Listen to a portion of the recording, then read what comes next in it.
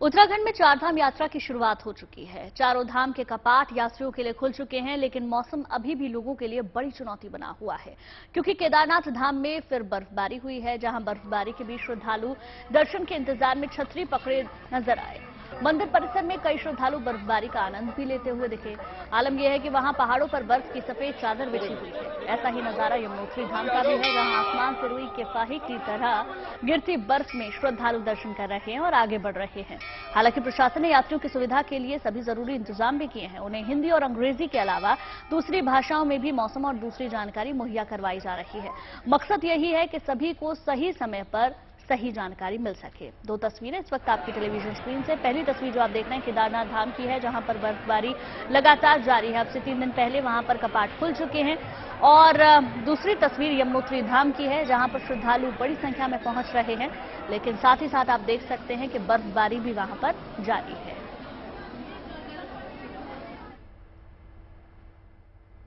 अलग अलग राज्यों से चारधाम यात्रा पर आने वाले श्रद्धालुओं को अब भाषा का दायरा परेशान नहीं करेगा।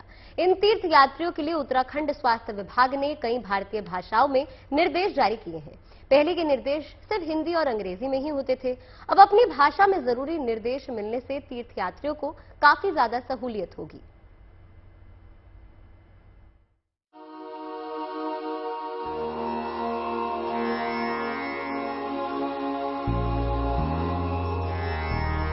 चार धाम यात्रा में उमड़ा भक्तों का सैलाब।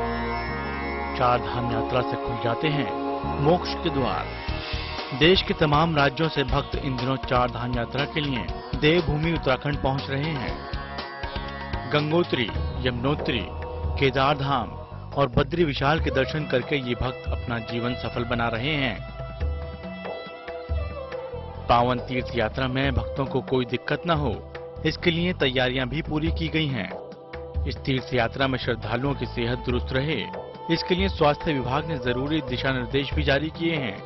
पहले ये निर्देश सिर्फ हिंदी और अंग्रेजी भाषा में होते थे। अब पूरे देश में अलग अलग राज्यों से आने वाले श्रद्धालुओं के लिए इन दिशा निर्देशों को कुल 7 भाषाओं में जारी किया जा रहा है। इससे दूसरे राज्यों से आने वाले श्रद्धालु अपनी भाषा में इन निर्देशों को आसानी से समझ पाएंगे। जितने भी हमारे पिलग्रिम्स हैं, यात्रीगण हैं, पूरे देश से आते हैं और कभी कभार ये देखने को मिला है कि जो भी हम गाइडलाइंस जारी करते हैं, हेल्थ रिलेटेड एसओपीज जारी करते हैं, कभी कभार इंफॉर्मेशन का अभाव रहता है क्योंकि वो उनके लोकल लैंग्वेज में नहीं रहता। तो इसी के मद्देनजर इस बार हेल्थ डिपार्टमेंट ने ये पहल की है कि अभी फिलहाल हम लोग 7 लैंग्वेजेस में एसओपीज हम लोग जारी कर रहे हैं। आपको ज्ञात होगा कि हिंदी और इंग्लिश में हम लोगों ने ऑलरेडी एसओपीज जारी कर दिए। इसके अलावा अभी 7 और भाषा जैसे बंगाली, गुजराती, तमिल, तेलुगु, मलयालम, कन्नड़ और एक दो और भाषाओं में भी हम लोग अभी जारी कर रहे हैं एसओपीज। पहाड़ों की गोद में बसे चारों धामों में इन दिनों श्रद्धावाएं भक्तों के सामने चुनौती पेश कर रही हैं। ऐसे में उत्तराखंड प्रशासन ने तीर्थ यात्रियों से गर्म कपड़े साथ ले जाने की सलाह दी है। यात्रा के रास्ते में जगह जगह मेडिकल कैंप लगाए गए हैं। बुजुर्गों को स्वास्थ्य जांच के बाद ही यात्रा की इजाजत दी जा रही है। कोशिश यही है कि चार धाम की इस पवित्र यात्रा में किसी भी श्रद्धालु को कोई दिक्कत का सामना न करना पड़े। Bureau report, good news today.